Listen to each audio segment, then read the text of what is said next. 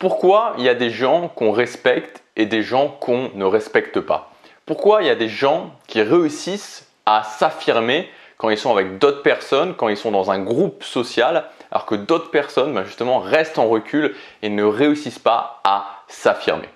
Alors vous savez, c'est une question que j'ai eu le temps, je dirais, non seulement d'y réfléchir et même de mûrir pendant très très longtemps. Puisque la quasi-intégralité de ma scolarité, alors je mets la fac, l'université de côté, parce que ça allait un petit peu mieux, mais bon, de la fin de l'école primaire vraiment jusqu'à la fin du lycée, j'ai été dans le cas d'une personne qui ne réussissait pas à s'affirmer, qui était dans son coin, qui ne réussissait en aucun cas à se faire respecter par les autres. Et pendant toutes ces années, j'ai réfléchi. J'en ai souffert, j'en ai beaucoup souffert, mais plus le temps a passé et plus cette question, elle m'a vraiment trotté dans la tête de plus en plus. Et maintenant, je suis passé de l'autre côté de la barrière. D'une façon générale, vous savez, et c'est le sujet de cette chaîne, c'est créer la vie qu'on veut vraiment. Ça me rend malheureux quand je vois des gens qui passent à côté de leur vie. Mais ça résonne encore plus en moi. Peut-être parce que j'étais vraiment dans ce cas-là et c'est une des choses qui m'a fait peut-être le plus souffrir dans ma vie, de voir des gens justement qui ne réussissent pas à s'affirmer, des gens qui ne réussissent pas à s'imposer, des gens qui sont rejetés parce qu'ils ne réussissent pas à s'intégrer, à se faire respecter par les autres. Donc dans cette vidéo, on va voir 7 clés justement pour réussir à s'affirmer, réussir à se faire respecter. Une chose que je voudrais vous dire juste avant de commencer, je tiens à préciser, c'est valable pour tout quand on veut construire sa vie sur mesure, mais c'est valable évidemment aussi pour le social qui fait partie de la construction de la vie qu'on veut, c'est que chaque chose, chaque changement qu'on décide de prendre, c'est un chemin. C'est un chemin, c'est-à-dire que ça n'arrive pas, c'est un processus. Il n'y a pas quelque chose qui va faire que, boum, du jour au lendemain, vous allez devenir à l'aise, vous allez pouvoir vous intégrer, il n'y a pas de secret miraculeux. Il y a des secrets, si on peut dire, dans le sens, il y a des façons de voir les choses, des façons de procéder. Mais dans tous les cas, ces changements d'état d'esprit, ces changements de façon de procéder, ça sera un chemin à prendre. Ça va vous demander du temps, ça va vous demander des efforts et ça va parfois être douloureux. Mais au final, la question qu'il faut se poser, et j'en ai parlé il y a quelques temps dans une vidéo quand j'étais à Lisbonne, qui était la question de choisir sa douleur. Vous savez, dans la vie, il y a deux choix. Soit vous choisissez la douleur de l'inaction qui va mener à la frustration, soit vous choisissez la douleur de l'action qui va vous permettre de changer, qui va vous permettre fondamentalement au bout d'un moment d'arriver à ce que vous voulez. L'exemple que j'aime bien prendre, c'est l'exemple d'une personne qui serait tombée au fond d'un puits et qui regarde en haut comme ça et qui voit le soleil et qui se dit, qui voit la lumière et qui se dit « je voudrais sortir, je suis tombé là mais je voudrais sortir ». Et une personne ne va pas prendre action, une personne ne va rien faire et va continuer vraiment dans cette frustration quotidienne qui ne sera pas forcément énorme mais qui sera toujours présente de se dire je ne peux pas sortir, je ne peux pas voir la lumière, je ne suis pas libre. Et une autre personne va prendre des actions, va essayer de monter, va essayer de construire des choses pour réussir à s'en sortir. Et la souffrance sera peut-être plus forte au quotidien, il va y avoir des échecs, ça va être difficile, ça va demander des efforts. Mais au final, elle va y arriver. Et au final, il y aura une fin. Donc c'est à vous de choisir. Oui, ça va demander des efforts, mais quelles sont les alternatives finalement? Si vous ne passez pas à l'action, si vous ne faites rien, vous allez rester dans cette situation. Si la situation que vous vivez actuellement, est-ce que vous voyez continuer à la vivre pendant 5 ans, 10 ans, 20 ans? Parce que c'est ce qui va se passer si vous ne passez pas à l'action. Moi, je sais qu'à un moment donné, c'est devenu insupportable pour moi. Encore plus insupportable peut-être que ça l'avait été pendant ces nombreuses années. Et donc, j'ai changé. Et ça a été difficile. Et ça a demandé des efforts. Donc c'est possible, ça demandera des efforts et je vais vous donner, selon moi, comment vous pouvez faire. La première clé, c'est peut-être quelque chose qui peut paraître contre-intuitif, mais de prendre soin de soi, de prendre soin de son image, de prendre soin de son corps, de prendre soin de son physique. Moi, ça a été véritablement quelque chose qui m'a transporté dans une autre galaxie en termes de social. Au bout d'un moment, vous savez, quand j'en ai vraiment eu plus que marre, je me suis dit, ok, qu'est-ce que je peux faire? Et je me suis pris, comme ça, je m'en souviens encore, j'étais avec un papier, un crayon et je me disais, ok, qu'est-ce que je peux faire? Qu'est-ce que je peux changer? Sur quoi j'ai le contrôle? Et l'une des choses qui m'est venue rapidement, c'est transformer mon physique.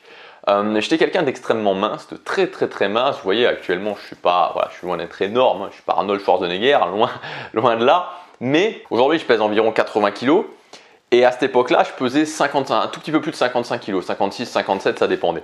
Donc je pesais 25 kg de moins Et j'étais très blanc, j'étais extrêmement mince, tellement mince que tout le monde me demandait si j'étais pas un toxicomane, alors que voilà, j'étais vraiment le garçon très très sage, j'avais jamais fumé un joint de ma vie, donc c'était voilà, assez bizarre que les gens me demandent ça, mais j'étais très très très mince. Et en commençant par ça, en commençant par prendre soin de moi, en commençant à prendre du poids, ça a changé les choses, ça a changé littéralement les choses. Il faut bien voir que les gens vont vous juger en premier sur votre apparence physique. Donc oui, ça peut paraître superficiel, peut-être que c'est superficiel, je ne sais pas si c'est superficiel ou pas, mais dans tous les cas, il faut vous demander qu'est-ce que vous voulez. Est-ce que vous voulez mettre tous les atouts de votre côté ou pas? Est-ce que vous avez une conviction particulière comme oui, il ne faut pas faire de musculation, oui, il ne faut pas bien s'habiller, oui, il ne faut pas bien se coiffer? Auquel cas, ben ok, mais voilà, ça va vous coûter, c'est-à-dire que peut-être que moi, j'aurais pu le faire en pesant toujours 55 kg, mais voilà, ça aurait certainement demandé encore plus d'efforts et ça a déjà été difficile. Donc à vous de voir. Moi, je pars de ce principe que quand on prend soin de soi, on n'est jamais perdant. Parce que voilà, je ne pense pas que prendre soin de son corps, ça fasse perdre quelque chose dans tous les cas. Je ne pense pas que bien se coiffer, bien s'habiller, ça fasse perdre quelque chose dans tous les cas. Ce que je peux vous dire, c'est que, et moi c'est la conclusion que j'en ai faite, c'est qu'il y a beaucoup de gens, il faut bien le dire, qui vont, peu importe que vous soyez un garçon ou une fille, sous différents aspects, mais qui vont vous voir comme une proie facile si vous ne prenez pas soin de vous physiquement. Si vous êtes trop mince, si vous êtes trop gros. Et ces gens-là sont des lâches. Ces gens-là sont des lâches. Alors pourquoi ils le font, on s'en fout, mais ils le font. Moi, j'ai jamais été agressé physiquement, hein, je veux bien être clair là-dessus. Jamais eu de choses vraiment physiques, mais ça a été difficile moralement. Et j'étais une proie facile. Et ça a été bluffant pour moi de voir à quel point, à partir du moment où j'ai pris 10 kilos, d'un coup, ça s'est arrêté. D'un coup, les gens qui avant venaient m'ennuyer se sont arrêtés parce que je n'étais plus une proie facile. Parce que ces gens qui vont faire ça cherchent des proies faciles. Ces gens-là, comme je vous dis, sont des lâches, sont des gens qui cherchent la facilité. S'ils ont un doute, si vous pouvez avoir du répondant ou pas, ils ne vont pas venir. Donc prenez soin de votre physique, prenez soin de vous en général, parce que tout simplement, c'est aussi se respecter soi-même et vous verrez que vous aurez des résultats. Deuxièmement, éliminez radicalement de votre vie les gens qui justement ne vous respectent pas. C'est quelque chose d'important à comprendre. Moi j'ai pas eu cette chance parce que ça a été une décision qui n'a pas été facile et j'en parlerai sûrement dans la suite de la vidéo, mais je suis parti de France, je me suis installé en Belgique, donc j'ai quitté d'un coup, fatalement, tout mon cercle social. Tout mon cercle social qui était assez faible à l'époque, hein, il faut quand même bien le dire, mais et voilà, je me suis installé en Belgique où il y avait des gens qui ne me connaissaient pas. Et j'ai été surpris de voir à quel point ça fait du bien quand les gens ne vous connaissent pas, parce que tout est possible quand les gens ne vous connaissent pas. Vous n'avez plus ce miroir sans arrêt d'autres personnes qui vous ont déjà jugé, qui vous ont déjà vu comme quelqu'un qui était isolé socialement, et ils vous renvoient constamment ce miroir. Alors que quand vous partez sur un cercle social neuf, vous pouvez prendre de nouvelles actions, avoir de nouveaux résultats et donc avoir un nouveau miroir des gens. Et ça, c'est juste quelque chose de génial. Donc ça, c'est un problème que je vois souvent chez les gens qui m'envoient des messages, qui me disent « voilà, socialement, je galère, comment je peux faire ?» C'est le fait de faire le vide et de recommencer. Croyez-moi, tant que vous serez toujours, que ce soit… Alors des fois, on n'a pas le choix quand c'est des collègues de travail, mais quand vous avez le choix, laissez ces gens-là de côté. Laissez ces gens-là de côté et vous allez voir, vous allez respirer de nouveau. Vous n'allez plus être asphyxié par un cercle social, que ce soit des amis, que ce soit de la famille, que ce soit votre copain, votre copine, même des fois s'il le faut. Et vous allez pouvoir respirer de nouveau. Donc, éliminez de votre vie ou prenez de la distance en tout cas pendant un certain temps avec les gens qui sont juste là pour vous pourrir la vie, qui sont juste là pour vous rappeler que vous galérez socialement. Parce que ces gens-là, c'est des boulets que vous traînez au pied. Et c'est assez fou de voir ça. Moi, des fois, des gens que je revois, souvent c'est de la famille, après des années, j'ai toujours du mal. Alors pourtant, je ne suis plus du tout la même personne, mais c'est tellement puissant cet effet miroir que les gens vous renvoient que voilà, des fois, ça me rappelle qui j'étais avant. Donc, soyez intraitable là-dessus. Soyez intraitable là-dessus et vous verrez que ça vous apportera là aussi des résultats et des changements. Troisième point, ne pas se victimiser. Sortir du drama émotionnel. Moi, je suis quelqu'un de très émotionnel et à chaque fois, j'étais en plein dans le drama émotionnel. Je me souviens, tous les mois de septembre, d'octobre, à chaque rentrée, voilà, c'était le même scénario. J'arrivais dans une classe, j'arrivais pas à m'intégrer, il y avait des gens qui commençaient à se moquer de moi, j'étais tout seul et j'étais là, mais pourquoi ils font ça? Pourquoi les autres sont méchants? Moi, je suis gentil, les autres sont méchants, ils sont cruels avec moi, je leur ai rien fait, je leur ai rien demandé. Pourquoi ils sont comme ça? Pourquoi? Et ça servait à quoi? Ça servait à rien. J'étais en mode drame, vous savez, le drame comme dans les séries. Mais dans les séries, c'est bien, c'est sympa, voilà, ça divertit, même si bon, on peut se poser la question de savoir si c'est bien de regarder ce genre de série, mais peu importe. Mais dans la vie, ça ne sert à rien. Donc il faut sortir de cette victimisation. Vous n'êtes pas une victime parce que vous avez le contrôle sur vos actions. Bien sûr qu'il y a des cons, bien sûr qu'il y a des gens qui vont s'acharner sur vous s'ils ont la possibilité de s'acharner sur vous. Mais ça ne fait pas de vous une victime. Ça ne fait pas de vous une victime parce que, comme je le disais, vous avez le contrôle sur vos actions. Donc sortez de ça, sortez de ce schéma.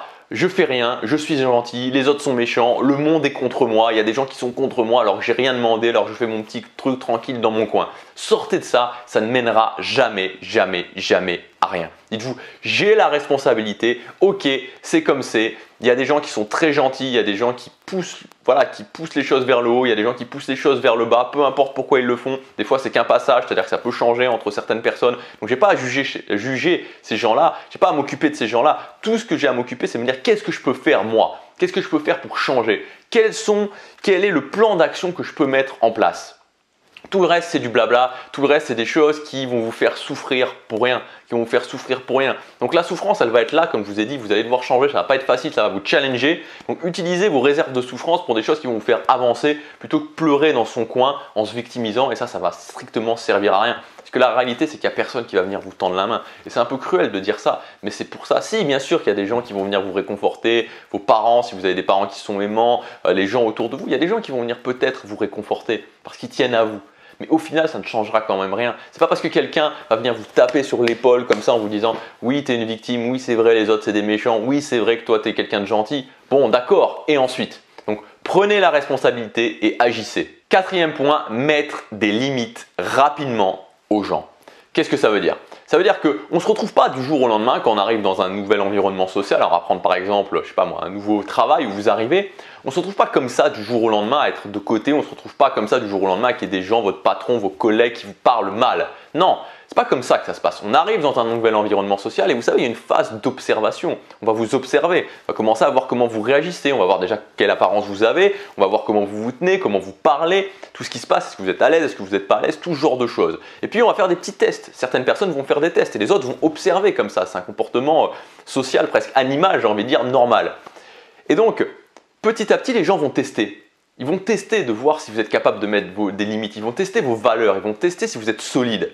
Si vous n'êtes pas solide, ce qui va se passer, c'est qu'ils vont aller de plus en plus loin. C'est-à-dire qu'on ne va pas arriver, comme je vous disais, du jour où vous arrivez, directement à quelqu'un qui vous hurle dessus, qui vous parle très mal avec aucun respect. Non, ça ne va pas se passer comme ça. Il va y avoir des tests, comme je vous dis. Il va y avoir une montée en gamme. Ce qui veut dire qu'il faut être intraitable par rapport à vos valeurs. Encore une fois, c'est une question de valeur à vous, de voir quelles sont vos limites, mais vous devez être intraitable sur vos limites.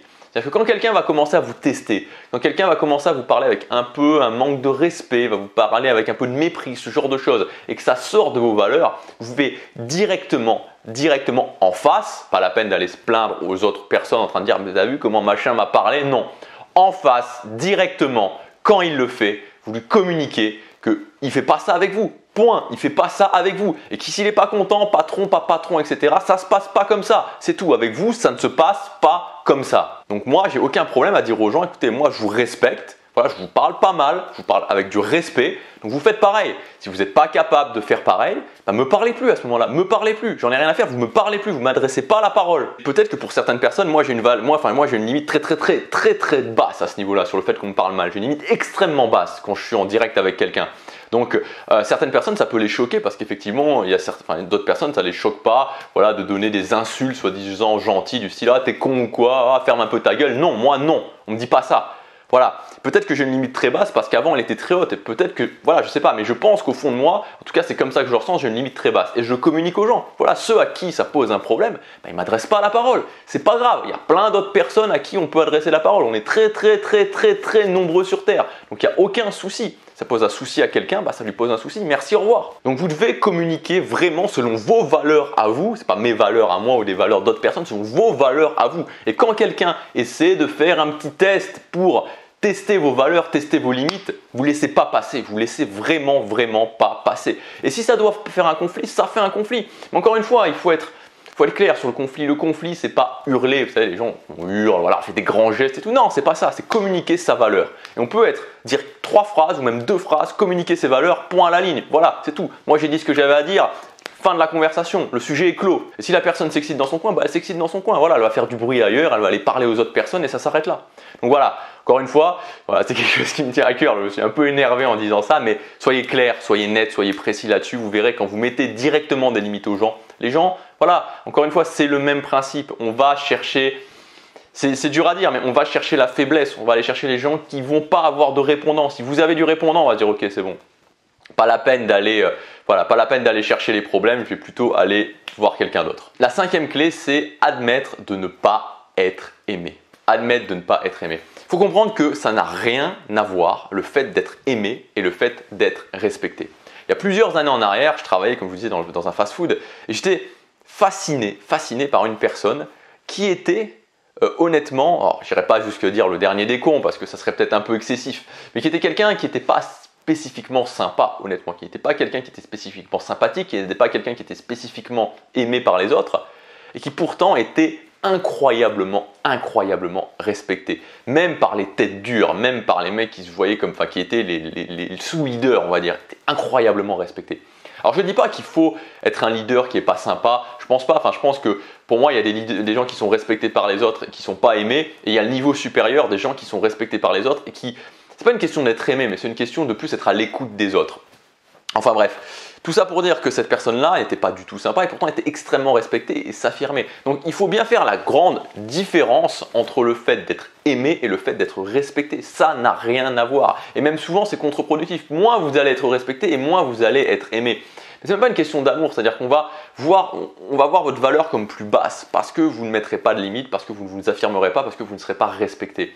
Donc ne croyez pas que c'est en se disant « Ah bah non, je ne vais pas faire ça parce que sinon on va moins m'aimer, sinon je vais être dans mon coin ». Ça n'a rien à voir du tout. Et faites le test, regardez dans votre entourage, regardez à votre bureau, à votre, enfin voilà, nos études, enfin si vous êtes aux études, enfin, peu importe. Les gens qui sont vraiment respectés, qui sont vraiment des leaders, qui réussissent vraiment à s'affirmer, vous allez voir qu'il y a beaucoup de gens qui parlent dans leur dos, beaucoup de gens qui sont là et qui ne les aiment pas. Pourtant, quand ils arrivent, ah bah ouais, on va être sympa avec eux, ah bah oui, on va pas dire ce qu'on pense. Parce qu'ils imposent le respect ou parce que, tout simplement, plutôt parce qu'on n'ose pas dire ce qu'on pense. Donc, acceptez de ne pas être aimé, acceptez le fait que y a des gens qui vont vous aimer, des gens qui ne vont pas vous aimer, ça n'a rien à voir avec le fait de s'affirmer, ça n'a absolument rien à voir. Et d'une façon, enfin en allant encore plus loin, c'est que de toute façon, il y a 50% des gens qui vont juste pas aimer votre gueule et il y a 50% des gens qui vont vous apprécier, alors plus ou moins dans les différentes catégories, mais c'est comme ça. Et plus finalement, et en fait ce qui se passe, c'est que plus vous vous affirmez, plus vous réussissez à vous faire respecter par les autres et plus cette polarisation va être forte et donc plus ça va s'afficher finalement et plus il va y avoir des gens qui vont se montrer, qui ne vont pas vous aimer et des gens qui vont vous aimer. Et ça se voit par exemple sur YouTube. YouTube c'est un peu une sorte d'écosystème qui représente d'une certaine façon la réalité dans le sens surtout où les gens qui ne vous aiment pas vont le montrer alors que dans la réalité en général ils vont plutôt être dans leur coin, ils ne vont rien dire. Ils vont le dire par derrière. Et plus vous avez de succès, plus vous affirmez ce que vous pensez sur YouTube, souvent qui n'est pas forcément dans la norme, et plus vous allez avoir des gens qui ne vont pas vous aimer, qui vont vous dire que ce que vous faites, c'est pas bien. Donc voilà, donc c'est juste qu'il faut s'attendre clairement au fait que plus vous allez faire en sorte que les gens vous respectent, plus vous allez vous affirmer, plus il va y avoir des gens dans les deux camps, c'est-à-dire des gens qui vont de plus en plus montrer qu'ils vous aiment et des gens qui vont de plus en plus montrer qu'ils ne vous aiment pas. Le sixième point, c'est d'apprendre à endurer le non. Alors pourquoi je dis endurer le non et je ne dis pas juste apprendre à dire non? Parce que moi je détestais le fait de dire non. Je détestais vraiment le fait de dire non. Et c'était... voilà, et quand je disais non, en fait, ce qui me challengeait beaucoup, c'était la réaction de l'autre personne et comment gérer moi le non. Gérer ce fait de dire non et qu'est-ce que les autres vont penser de moi. Enfin, on retourne un petit peu dans ce schéma-là. Donc c'est vraiment important d'apprendre à dire ok, non. Voilà, non, vous devez apprendre à dire non. Apprendre à dire non et dire non finalement c'est facile, mais ensuite gérer le fait que la personne pense ça de vous ou pense ça de vous. Parce que vous avez dit non. Et vraiment faites cet exercice régulièrement d'apprendre à dire non et de ne pas forcément vous justifier. Alors si c'est des gens qui ont vraiment de l'importance pour vous, vous pouvez leur communiquer en gardant toujours en tête que y a des gens qui ne comprendront pas de toute façon pourquoi et c'est pas grave. Mais des fois ne vous justifiez même pas. Voilà, non, voilà c'est tout, non, non. Ouais, non, je le fais pas, non, j'ai pas envie de faire ça, non, j'ai pas envie de faire ça, ou non, j'ai pas envie de faire ça.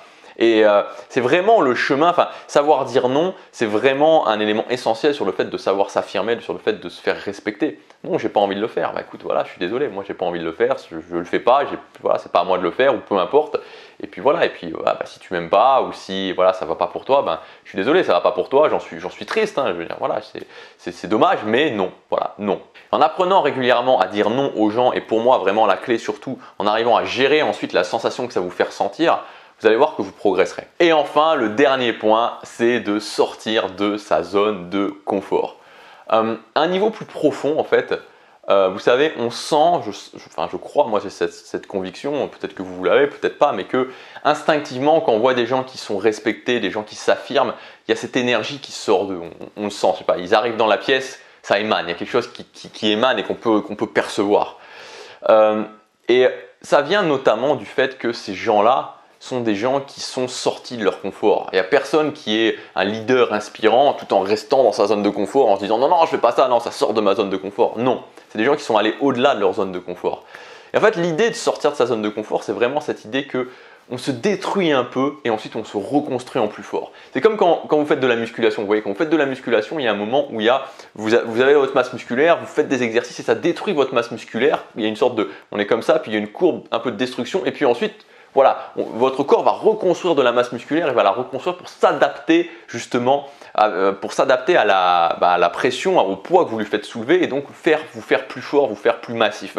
C'est la même chose avec justement cette idée de sortir de sa zone de confort. Vous allez je sais pas, comment on pourrait dire ça, mais votre esprit, ce qui est à l'intérieur de vous, va faire que vraiment vous allez être plus fort. Vous allez être plus fort et ça va émaner de vous. Il va y avoir ce phénomène, ok, je fais quelque chose d'inconfortable, ok, j'ai une sorte de destruction où c'est difficile, je me détruis un petit peu et ensuite je suis reconstruit en plus fort. Et quand on fait ça régulièrement, ça donne des résultats.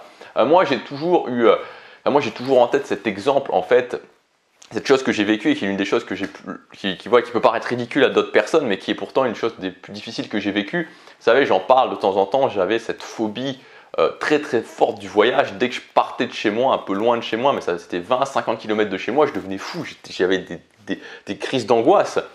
Et j'avais tellement repoussé ça pendant mes 20 premières années qu'à un moment donné, je me suis retrouvé dans une situation où c'était ça, cette phobie ou mes rêves. Cette phobie, mes rêves, cette phobie, mes rêves.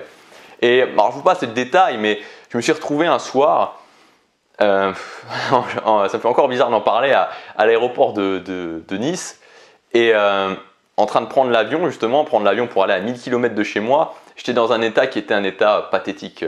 Enfin pathétique, c'est peut-être un peu dur de dire ça, mais j'étais dans un état où j'étais... voilà, encore une fois, c'est quelque chose qui peut sembler ridicule, mais ceux qui vivent des crises d'angoisse ou des crises par rapport à des phobies peuvent l'imaginer. Extérieurement, c'était normal, j'étais là en train d'attendre, mais intérieurement, je me sentais comme si j'avais ces angoisses qui me brisaient de l'intérieur. Je ressentais des choses je me sentais vraiment au niveau du cœur, une pression sur mon cœur. J'avais l'impression par moments que j'allais pas y survivre tellement c'était fort. Une sorte de terreur, vraiment, j'étais terrorisé en fait, j'étais terrorisé. Mais j'avais plus le choix en fait, parce que j'avais trop repoussé. Et c'était ça où partir dans le chemin d'une vie que je voulais pas du tout. Et après l'avoir fait, après l'avoir enduré, vraiment enduré, parce que ce genre de choses on les endure. Et je dis pas ça pour comparer les souffrances, hein, il y a des gens qui vivent des choses beaucoup plus dures, mais encore une fois, ce que vous fait ressentir votre cerveau, ce que vous fait ressentir votre corps, ça n'a pas forcément de logique avec ce qu'on pourrait voir d'un point de vue extérieur, si c'est difficile ou pas. Et après avoir vécu ça, après l'avoir fait, l'avoir enduré, et être passé au-delà, j'ai ressenti cette sorte de récompense. Et vous savez, chaque sortie de zone de confort, et plus elle est forte, plus vous avez cette récompense. Et je me sentais une sorte de nouvel homme, vraiment. Je me disais, waouh, quoi. Waouh. J'avais l'impression qu'il y avait une sorte d'énergie qui émanait de moi et que les gens me voyaient différemment parce que j'avais fait ça. Et honnêtement, moi, c'est pas quelque chose que je conseille et je vous conseille pas du tout, sauf si vous avez trop reculé comme moi et que vous êtes dos au mur. Je vous conseille de faire les choses par étapes, de faire des sorties de zone de confort par étapes. Mais croyez-moi, quand vous sortez de votre zone de confort, quelque part vous vous détruisez, mais aussi vous vous reconstruisez. La récompense, c'est que vous avez cette énergie qui émane de vous. Et cette énergie qui justement impose le respect, cette énergie où les gens se disent « Ok, mais lui, il fait ça, et c'est difficile. » Donc sortez de votre zone de confort et surtout pour avoir cette liberté sociale, affrontez vos peurs dans le domaine du social, rencontrez de nouvelles personnes, allez parler à de nouvelles personnes. Ça va être difficile, construisez de nouveaux cercles sociaux, mais vous aurez ensuite la récompense et ça va créer vraiment une roue positive. Voilà pour cette vidéo. Je vous rappelle que jusque demain, vous avez accès au pack social. Donc, c'est 3 formations avec une grosse promotion où vous pouvez accéder à tous les détails en cliquant sur le lien dans la description ou sur la fiche juste ici. Vous retrouverez la formation dynamique sociale. Donc, cette formation, c'est comment justement améliorer ses relations sociales, comment justement apprendre à avoir des interactions sociales de qualité et comment construire un nouveau cercle social depuis zéro. Donc, vraiment construire, on reprend de la base, comme je vous disais dans une des clés, on reprend de la base et on construit un cercle social inspirant ensemble en 3 mois. Vous aurez la formation Vaincre la timidité, comment aller au-delà de sa timidité logiquement avec une méthode logique, comment faire justement pour aller au-delà de ça et pour pouvoir ensuite avoir une vie sociale normale. Et la 3e formation, c'est la formation Devenir charismatique. Donc cette formation où vraiment on se concentre sur cette énergie un petit peu indescriptible qu'est le charisme. Et finalement, elle est très logique cette énergie, il y a des leviers à appuyer pour devenir plus charismatique et on verra ça ensemble dans cette formation. Si ça vous intéresse, tous les détails dans le lien dans la description. Moi je vous dis à demain, passez à l'action, chaque jour compte.